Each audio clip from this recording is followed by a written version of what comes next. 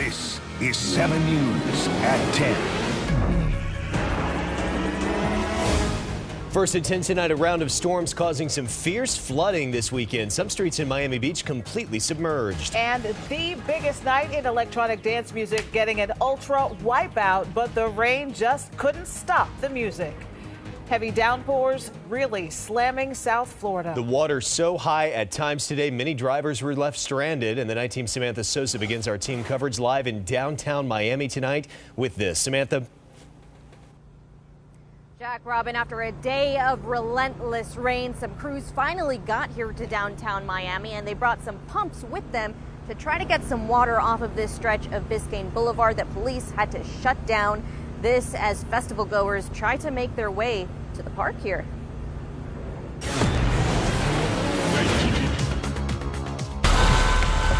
A soggy Sunday in South Florida, full of flooding and traffic, especially in downtown Miami. Wow, this is crazy. I've never seen such a thing. Like, it's like the sea is in the cities. Where hundreds of thousands of people gathered for the Ultra Music Festival. The show pausing in the afternoon for a time. Ultra's gonna be delayed for a while, dude. The lightning is striking. People are leaving. This is awful. It says due to extreme weather, the festival has been temporarily paused. Please evacuate the stage. And this is at the Resistance stage. And once back on,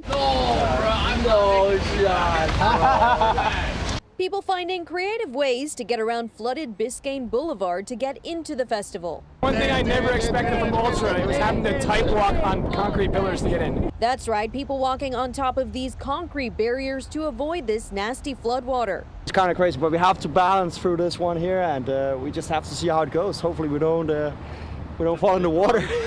Police shutting Biscayne down to cars in the most impacted area between Northeast 13th Street and 11th. Over by the Kaseya Center, more traffic trouble. Believe it or not, the water here in downtown Miami actually recedes pretty quickly, but what's left behind are all of these stalled out cars. Car after car towed from the area. We went through here and my car started shut off. I've been stuck here for 2 hours. Elsewhere, more cars flooded out. A parking lot full of them in Sunny Isles Beach. Fire rescue helping those stuck. People's driveways covered in water in Miami Beach too, on Alton Road near 47th Street.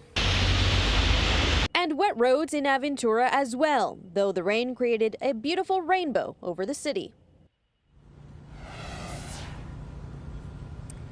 Well, if you are driving in downtown Miami by the Adrian Arch Center, just be aware that this street is closed down. Expect some traffic and expect even more traffic as festival goers start leaving Bayfront Park. We're reporting live from downtown Miami. Samantha Sosa, 7 News Night Team. So the question, is it over? Could we possibly see any sun? Team 7 coverage continues in the Weather Center with Chief Meteorologist Phil Farrell. Phil. All right, it will be improving during the day tomorrow, but the big story today was the relentless downpours. A lot of numbers here. Everybody wants to know how much rain they had. About a ½ inch of rain at Homestead Air Force Base, Cutler Bay, with about an inch of rain, but it kept coming down throughout West Perrine, moving into Tamiami Executive Airport with about 4½ inches of rain there. But take a look at this number in Kendall. Almost 8 inches of rain this afternoon. They were under a flash flood warning throughout the late afternoon hours. South Miami and Coral Gables better than 3½ inches of rain. Coconut Grove just over 4. And then as you saw, the downtown Miami area, Brickell with a lot of heavy rain, about 3 to 6 inches there.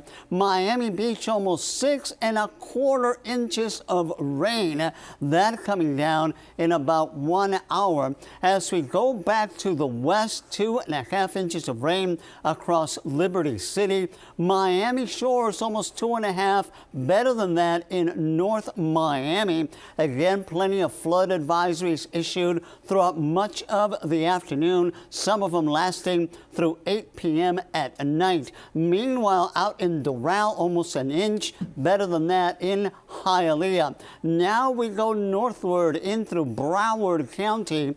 About 3 1/3 inches of rain in Hollywood.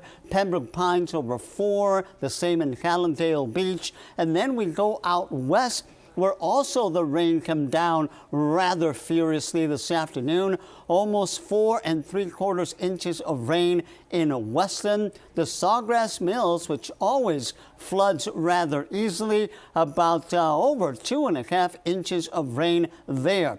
Then as we move back towards the east, a lot of rain this afternoon coming down in a short period of time. Plantation about 3 1/2 inches of rain, and it did not stop there. We also had more heavy rainfall as we moved in across the eastern part of Broward County, with Fort Lauderdale Hollywood International Airport getting just over 2 1/4 inches of rain. And we round out the evening rainfall here as we approach the area of Fort Lauderdale with over 3 1/3 inches of rain. The forecast for tomorrow calls for improving conditions. We're going to take a look at that a little bit later on.